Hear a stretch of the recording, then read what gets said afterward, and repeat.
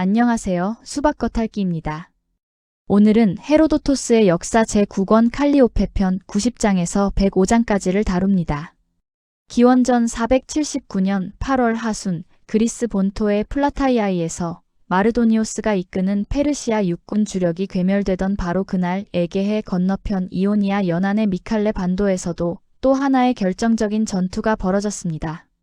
본래 해전으로 기획되었던 이 전투는 적 함대가 정박한 육상 진지를 강습하는 이례적인 복합 전역으로 전개되었습니다. 그리고 그 결과는 페르시아 제국의 에게해 패권을 영구적으로 소멸시켰습니다. 오늘은 이 전투의 전모와 그 이면에 담긴 헤로도토스의 종교적 정치적 서사를 함께 들여다보겠습니다. 첫 번째 파트입니다. 델로스 집결부터 함선 방어까지 미칼레 전투의 연표와 경로를 순서대로 따라가겠습니다. 살라미스 해전에서 치명적인 타격을 입은 페르시아 함대는 해상 장악력을 완전히 상실한 채 아시아 연안으로 물러났습니다.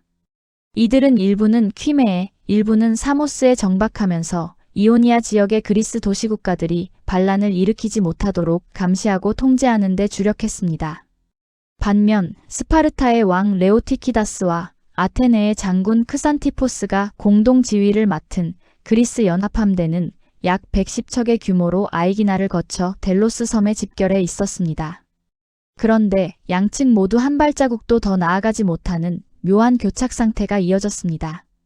헤로도토스는 이 상황을 이렇게 묘사합니다. 페르시아군은 사모스 너머로 나아가기를 두려워했고 그리스군은 델로스 너머로 나아가기를 주저했다고 말이죠. 이 지정학적 교착 상태를 깨뜨린 것은 전혀 예상치 못한 방문이었습니다.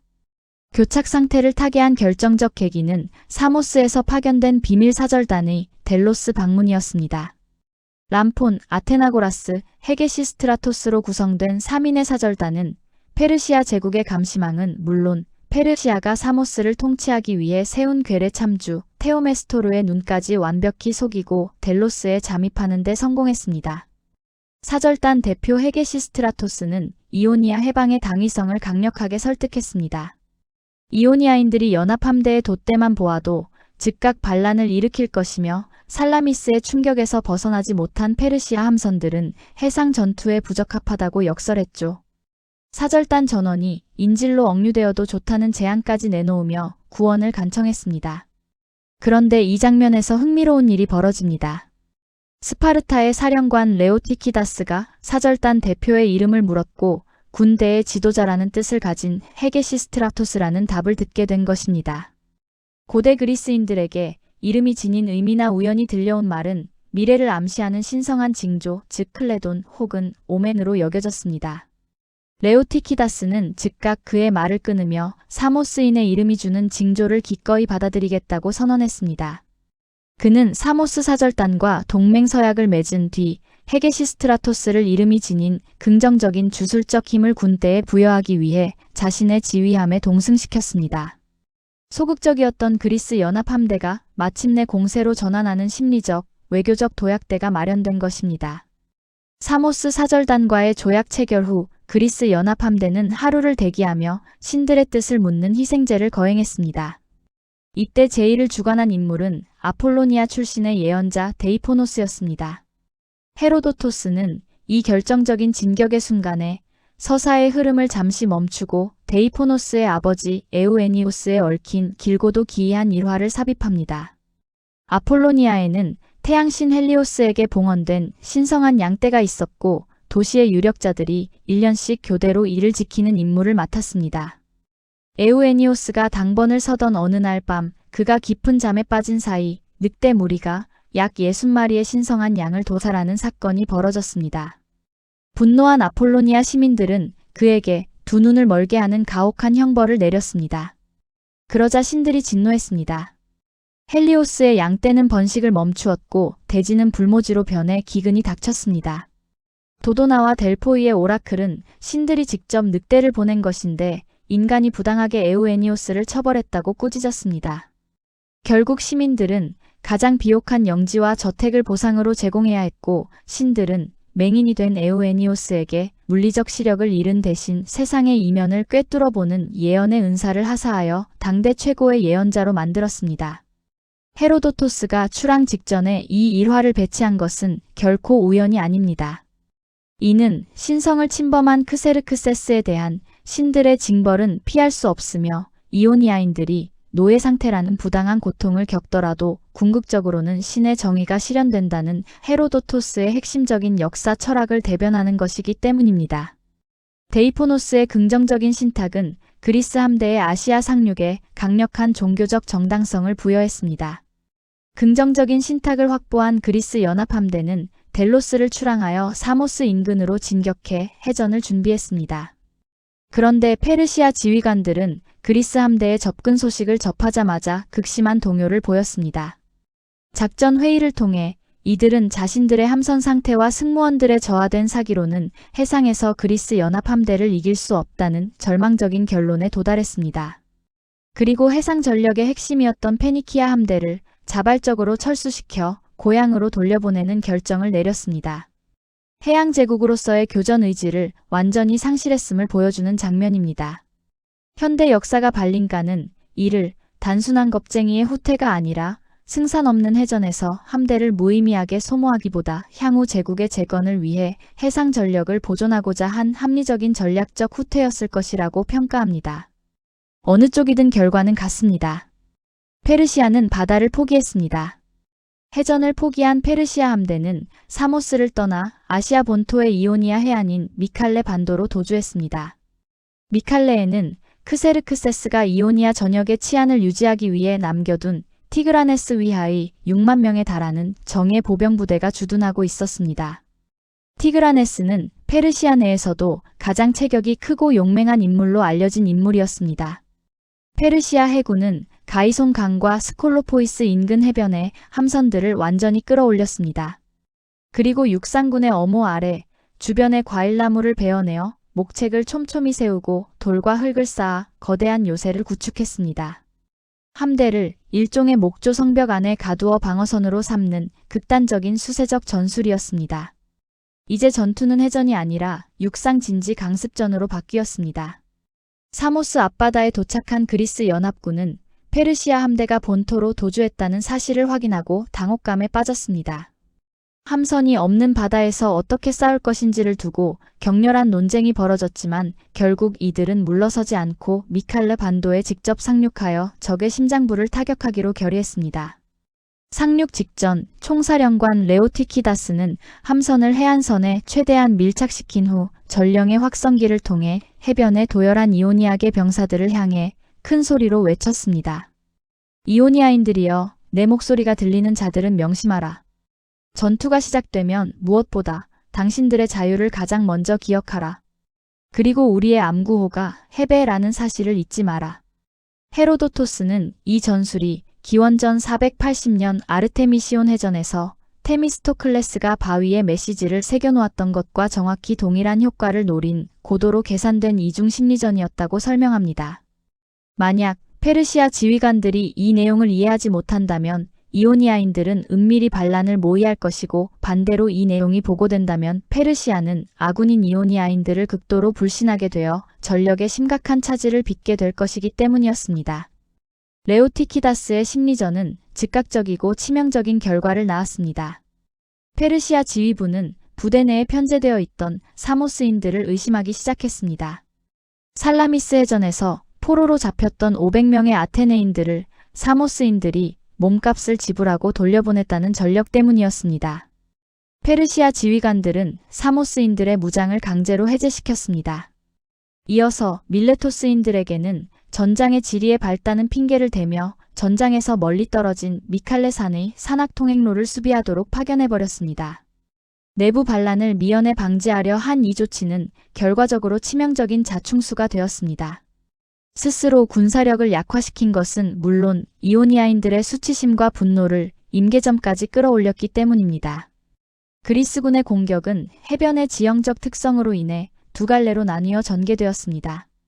크산티포스가 이끄는 아테네군과 고린토스, 시키온, 트로이젠의 우익 부대는 모래가 덮인 평탄한 해안지대를 따라 적의 정면을 향해 신속하게 전진했습니다.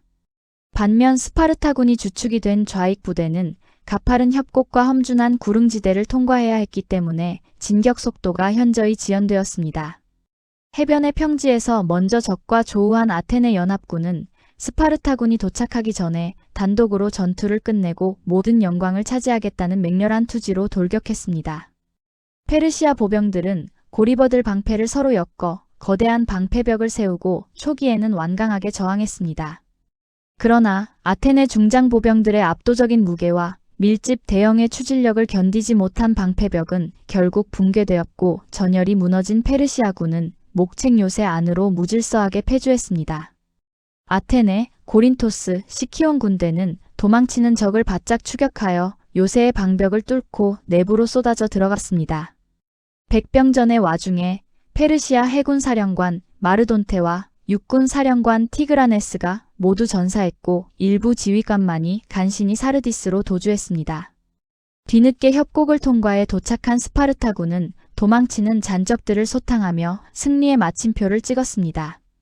페르시아군이 무너지기 시작하자 전장의 판도는 완전히 뒤집혔습니다. 무장 해제된 채 진영 안에 머물러 있던 사모스인들은 무기도 없이 맨손으로 페르시아군을 덮쳤습니다. 이를 지켜보던 다른 이오니아인들도 일제히 페르시아를 배신하고 공격에 가담했습니다. 가장 치명적이었던 것은 밀레토스인들의 전향이었습니다. 이들은 패주하는 페르시아군을 안전한 피난처로 인도해야 하는 본래의 임무를 배신하고 오히려 엉뚱한 길로 유도해 그리스군이 매복한 산속으로 이끌거나 자신들이 직접 페르시아 잔병들을 학살했습니다. 헤로도토스는 이 장면에서 이오니아가 페르시아에 대해 일으킨 두 번째 반란이 완성되었다고 선언합니다. 전투가 완전히 종료된 후 그리스 연합군은 페르시아 진영에 남아있던 전리품들을 수거하여 함선으로 옮겼습니다. 그리고 해변에 세워진 거대한 목책 요새와 육지로 끌어올려져 있던 페르시아의 모든 함선에 불을 질러 완전히 전소시켰습니다. 이 방화는 단순한 파괴 행위가 아니라 페르시아 제국이 지난 수십 년간 에게해에서 행사해온 해상 패권이 물리적으로 소멸되었음을 천명하는 상징적 의식이었습니다. 두 번째 파트입니다. 헤로도토스 서술에서 가장 두드러지는 문학적, 종교적 특징인 플라타이아의 전투와의 동시성 그리고 신성한 정의의 실현이라는 주제를 살펴보겠습니다. 미칼레 전투 서술에서 가장 극적인 장면 중 하나가 있습니다. 상륙한 그리스 연합군이 적의 압도적인 군세와 견고한 요새를 마주하고 본토에 남아 마르도니오스의 대군과 맞서고 있을 동포들의 패배를 우려하며 극심한 공포에 떨고 있을 때였습니다. 그때 해안가로 파도에 밀려온 전령의 지팡이가 발견됨과 동시에 군대 전체에 신비로운 소문이 번개처럼 퍼져나갔습니다. 파우사니아스가 이끄는 그리스 연합군이 플라타이아이에서 마르도니오스를 죽이고 페르시아 육군을 완벽하게 괴멸시켰다는 소식이었습니다. 고대 그리스인들은 군중 사이에서 기원을 알 수 없이 동시다발적으로 발생하여 전파되는 이러한 초자연적 소문을 페메라고 불렀습니다. 페메는 단순한 유언비어나 첩보가 아니라 올림포스의 신들이 직접 지상에 불어넣은 신성한 소문이자 신의 뜻을 전달하는 매개체로 인식되었습니다. 아테네 아고라 근처에 페메를 모시는 제단이 실제했을 만큼 이는 강력한 종교적 현상이었습니다. 페메는 군대의 심리를 완전히 뒤바꿔 놓았습니다. 본토가 패배했을지도 모른다는 공포는 일거에 해소되었고 병사들은 헬레스폰토스와 에게해의 섬들을 차지하겠다는 열망으로 무서운 기세로 돌격했습니다. 헤로도토스는 물리적 속도로는 도저히 도달할 수 없는 이 정보의 전달이 철저히 신의 섭리임을 역설합니다. 이 사건들 속에 내재된 신성한 요소는 매우 명백하다고 선언하며 크세르크세스가 바다에 채찍질을 가하고 신전들을 불태우며 야기했던 우주적 무질서가 동서양 양면에서 동시에 진압됨으로써 그리스의 완전한 승리로 귀결되었음을 웅변합니다. 헤로도토스는 두 전투의 동시성을 한층 더 강화하는 또 하나의 장치를 제시합니다. 플라타이아의 전장과 미칼레 전장, 이 두 곳 모두가 농경과 대지의 여신인 엘레우시스 데메테르의 성소 바로 옆에 위치해 있었다는 것입니다. 엘레우시스 비인은 고대 그리스인들에게 사후 세계의 구원과 농업의 풍요를 약속하는 가장 신성하고 비밀스러운 범그리스적 종교의식이었습니다. 페르시아군이 아티카의 대지를 유린하고 신전들을 방어한 행위에 대한 대지 여신의 분노가 이 성스러운 장소 옆에서 벌어진 두 번의 승리를 통해 표출되었다는 것이 헤로도토스의 서사적 의도입니다.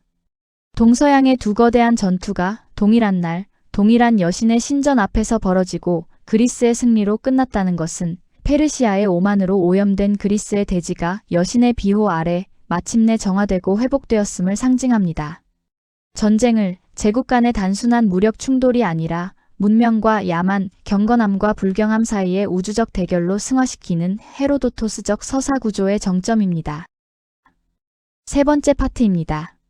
미칼레 전투가 촉발한 이오니아인들의 집단적 전향과 전후 이오니아의 지위를 둘러싼 정치적 분열을 분석하겠습니다. 미칼레 전역의 가장 큰 군사적 이변은 압도적인 수적 우위를 자랑하던 페르시아 함대가 바다라는 자신들의 본령을 포기하고 육지로 올라가 방어전을 펼쳤다는 점입니다. 살라미스에서 겪은 치명적인 패배는 페르시아 해군 승무원들에게 심리적 외상을 남겼습니다. 정예 페니키아 함대를 자발적으로 철수시키고 함선을 해변으로 끌어올려 목채간에 가둔 채 6만 육군에 의존한 것은 페르시아가 에게의 제해권을 스스로 포기했음을 자인하는 행위였습니다.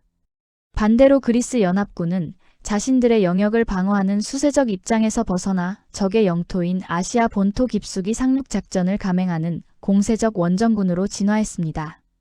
함대 경멸이라는 목적을 달성하기 위해 육지에서의 보병전을 불사했다는 것은 평탄한 아시아의 해변에서도 그리스 중장 보병의 팔랑크스 대형이 페르시아의 경보병과 방패벽을 압도할 수 있음을 완벽하게 입증한 사건이었습니다. 페르시아 제국의 통치체제를 무너뜨린 근본적인 힘은 외부의 타격 못지않게 이오니아 도시국가들의 내부적 전향에서 비롯되었습니다.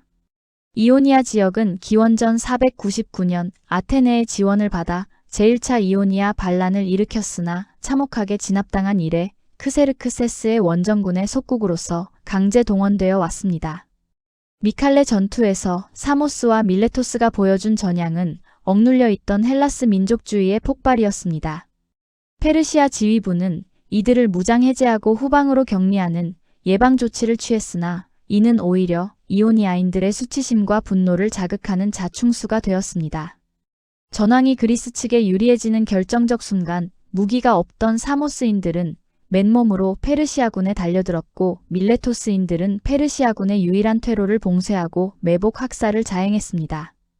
헤로도토스는 이들의 봉기를 이오니아가 페르시아에 대해 일으킨 두 번째 반란으로 명명했습니다. 이오니아 도시들이 다시금 자주적인 정치적 주체로 역사의 전면에 복귀한 것입니다. 미칼레 승리 직후 이오니아 연안과 섬들의 처리 문제를 두고 그리스 연합군 지휘부 사이에서 심각한 지정학적 분열이 발생했습니다. 스파르타와 펠로폰네소스 동맹의 입장은 현실주의적이었습니다. 페르시아 제국의 방대한 육상 영토와 잇닿아 있는 아시아 본토의 이오니아 도시들을 영구적으로 방어하는 것은 군사적, 재정적으로 불가능하다는 판단이었습니다. 그들은 이오니아인들을 아시아 본토에서 전원 철수시켜 그리스 본토로 이주시키자는 극단적인 안을 제시했습니다. 이주할 영토로는 페르시아 편에 섰던 친페르시아 국가들의 토지를 몰수하여 배분하자고 했습니다. 반면 아테네의 크산티포스는 이 제안을 맹렬히 거부했습니다. 아테네는 이오니아의 주요 도시들이 자신들이 건설한 식민시라는 명분을 내세우며 펠로폰네소스인들이 아테네 식민지의 운명에 대해 간섭할 권리가 없다고 일갈했습니다. 이오니아인들을 보호하겠다는 선언의 이면에는 이 지역을 아테네 주도의 새로운 해양 세력권으로 편입시키려는 야심찬 비전이 자리 잡고 있었습니다. 결국 스파르타는 주장을 철회했습니다. 타협의 결과로 사모스, 키오스, 레스보스 등 해상함대로 방어가 용이한 섬 지역의 도시들만이 범그리스 방어 연맹에 편입되었습니다. 이 사건은 향후 아테네를 맹주로 하는 델로스 동맹이 결성되는 직접적인 정치적 토대가 되었습니다. 마지막 파트입니다. 현대 고대사 연구자들이 헤로도토스의 미칼레 서술을 어떻게 비판적으로 재평가하는지 살펴보겠습니다. 현대의 일부 학자들은 미칼레 전투가 헤로도토스의 묘사처럼 장대한 규모의 회전이었다기보다 훨씬 소규모의 국지전이었을 가능성을 제기합니다. 특히 2024년 군사사학자 에반스는 이 전투를 해변에서의 난투극에 불과했을 수 있다고 평가하며 물리적 모순을 지적했습니다. 미칼레 해변은 썰물대조차 폭이 2030m에 불과한 좁은 지형이기 때문에 페르시아 함선 200척을 육지로 끌어올려 거대한 방어 요새를 지었다는 서술은 지형상 물리적으로 불가능에 가깝다는 것입니다.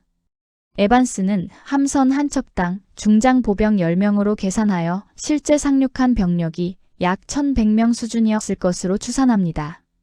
6만 명에 달한다는 페르시아 육군과 맞붙었다는 서술에는 수적으로 엄청난 과장이 포함되어 있다는 것이죠.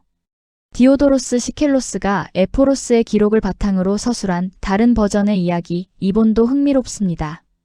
디오도로스는 그리스인들을 먼저 공격하도록 설득한 주체가 사모스인 자신들이었다고 묘사하며 페르시아 육군과의 정면 충돌보다는 함선에 불을 지르는 단기 타격에 집중했다고 서술합니다.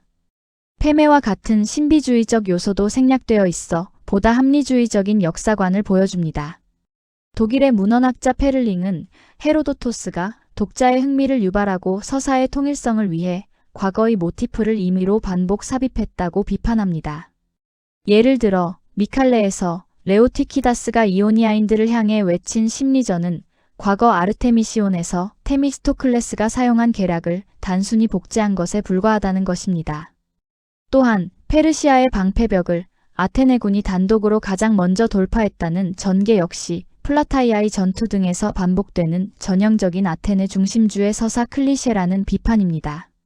실제로 미칼레 전투의 총사령관은 스파르타의 레오티키다스였음에도 불구하고 가장 치열하게 싸워 최고의 무운을 차지한 것은 아테네군으로 묘사됩니다.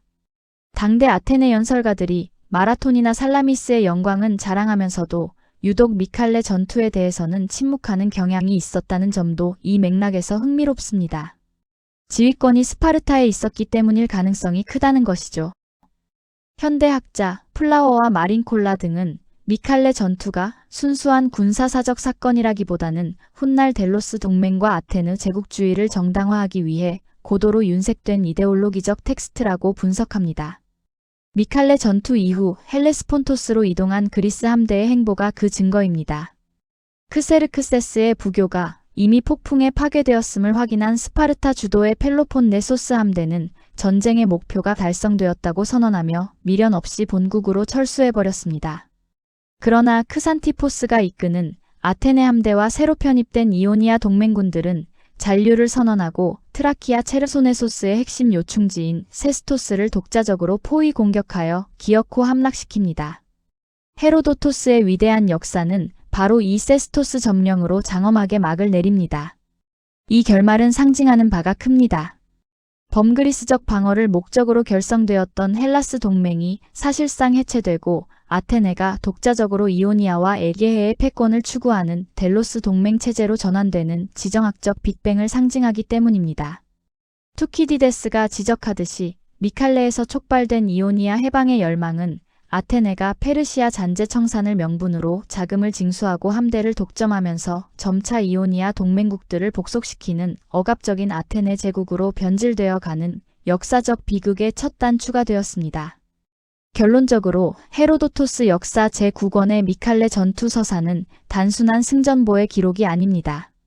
플라타이아이와의 동시성을 통해 야만에 대한 문명의 승리와 신성한 정의의 구현을 웅변하는 고대 종교 철학의 결정체입니다.